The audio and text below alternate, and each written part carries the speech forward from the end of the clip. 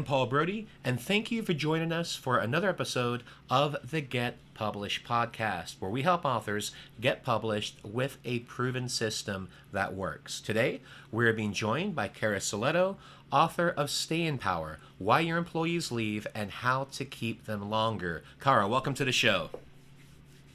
Thank you so much. Glad to be here. You ready to get started? Sure thing. Let's go. All right, let's do it. Question number 1. What is the one piece of advice that you would give to a first-time author who is currently writing their book? Sure. So if your goal is to sell books, some people just want to share their story, and that's a little different. But if your goal is to actually sell books, I encourage the authors to write what people want to read, not just what they want to write about and what they're thinking is important, but who is the target market that's going to read this book, and what information are they dying to get? What do they really want more information about or a new perspective on? Okay, great answer. You ready for question number 2? I am. All right, what do you feel is the hardest part about getting published?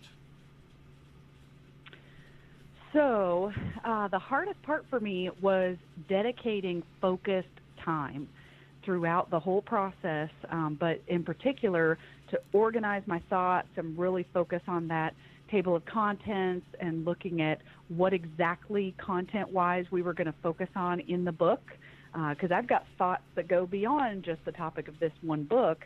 And so figuring out those, the plan for sharing those thoughts in an organized fashion, and then also that focused time to write, because I couldn't just write in little spurts of time. I really needed to have a half a day, for example, that was dedicated to just that. Well, and that's a great answer. And what I want to ask you with that, so when you wrote your book, did you dedicate specific time each and every day? Or was it like, I'm going to spend one half day this week focusing on it? What was your structure? Sure. So we did, I'm trying to think of our schedule. We decided in September of last year that we were going to write the book. And then in October, I went head down in organizing and starting to write, and I didn't come up from that until after the holidays when I sent it to my editorial board. So that time from October to December, I spent at least 2 half days, if not 2 full days. And then once I got closer to the holidays, it was taking over my schedule of probably 4 half days a week, if not more than that even, that I was just dedicated to writing things. And I made a schedule of what sections I wanted to write about. Now, in the beginning, I just did whatever came to me first. It was, this one is hot in my mind, I'm just going to write about that. But once I got closer to the end, I had to prioritize my time and make sure I was going to hit all the different chapters that I wanted to cover. So then I got more and more focused, and the planning became more focused when I got down to the end of what day I was going to write about what topic. That's great. Yeah, I mean, that's the one thing I always feel strongly about. It doesn't have to be the perfect plan, but just having a plan, it really does make the difference. Absolutely. So question number 3, please share a marketing strategy that you have used in your book launch that worked well.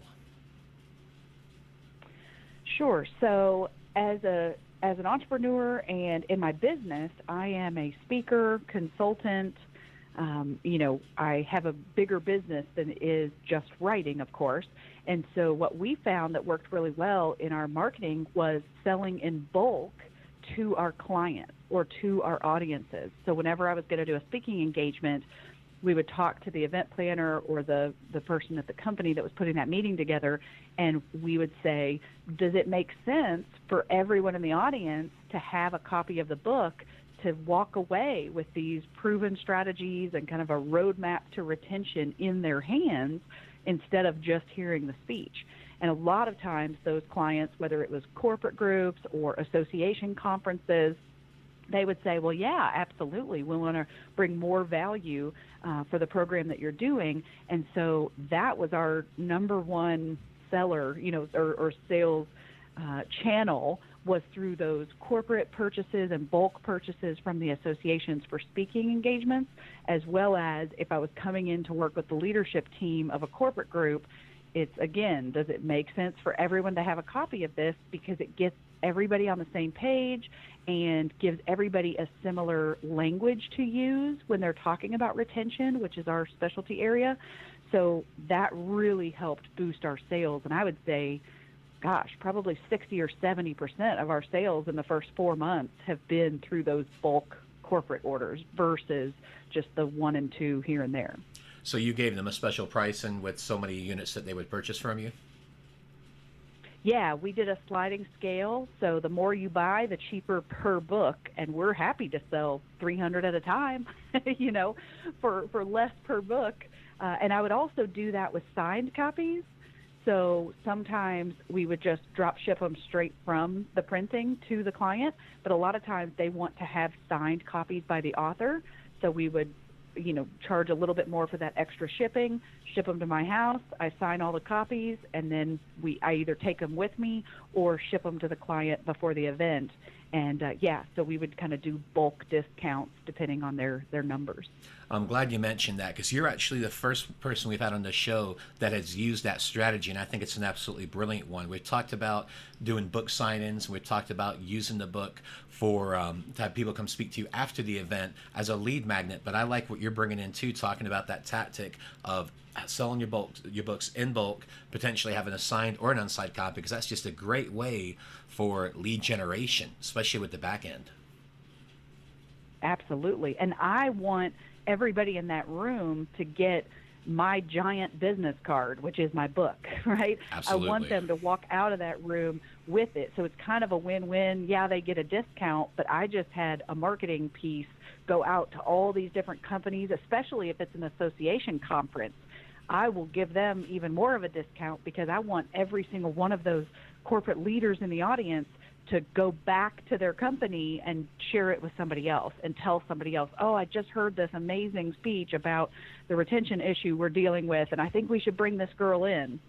And that, we've already gotten, in just the first few months, we've had people call and say, somebody gave me your book or told me about your book and I got it online, or I saw you speak at this other event and then I read your book and want you to come in and do a full day workshop.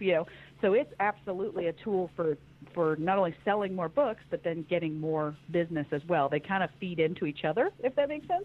No, it makes crystal clear sense, because it's one of the biggest things that we talk about on the show is that you must run your book like a business. And the first thing you got to realize is, what do you want to get out of this book? What is the one thing that you want to accomplish? And that's one thing I'm always preaching, is talking about the back end, because that's just such a bigger picture than just sales in the front side of things.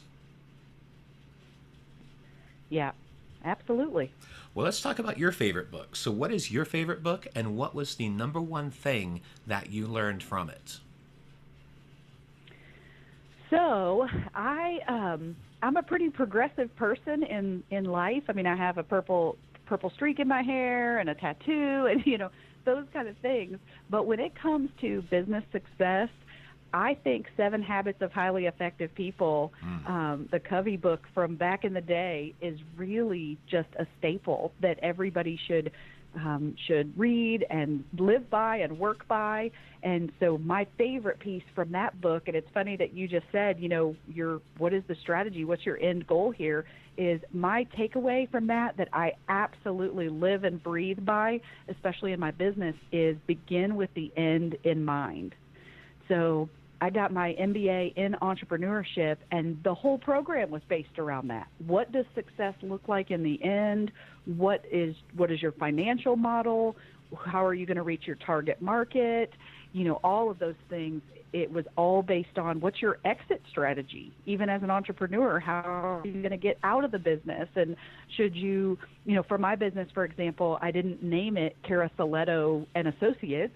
I named it Crescendo Strategies, because I want to be able to grow my business, sell my business, license out my business, things like that. And so it's the same with the book. You have to begin with the end in mind of, are you using this as a marketing tool for other parts of your business? Are you trying to create a revenue generator that the book itself is going to do that, and you're going to have to put a lot more marketing manpower behind it? What is the end goal? And make your plan from day one based on where you want to be in the end after the book is published.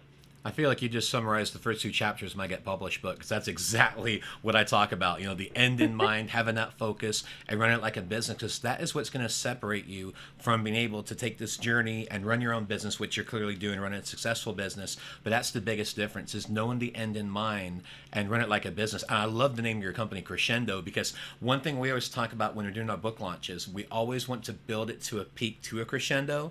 And that's one thing I always do when I'm coaching my clients, is like, you want to peak with a crescendo with your launch and then get it out there to finish your launch out. So having that crescendo name is absolutely perfect. Yeah, absolutely. That's why we named our company that, is because we like to help people and businesses grow. And I have a musical background, so it just made perfect sense. And it's a blend of my music passion, but also the business growth that we're shooting for. Well, you're preaching to the choir. I got into UT Arlington, get my first degree as a vocal scholarship. So music is my life as well, so I completely understand. That's awesome. Well, let's talk about your favorite quote. So what is your favorite quote, and why is it your favorite quote? Sure. So I absolutely focus on this quote to move me every single day, and that is, done is better than perfect. Because if I tried to be a perfectionist and make every single thing the best it could possibly be, and this totally goes back to writing the book, I would never get anywhere, because I would be so focused on that last little bit of 5 or 10% details. And I learned pretty quickly with my own business and in the book process that done is better than perfect. Move on.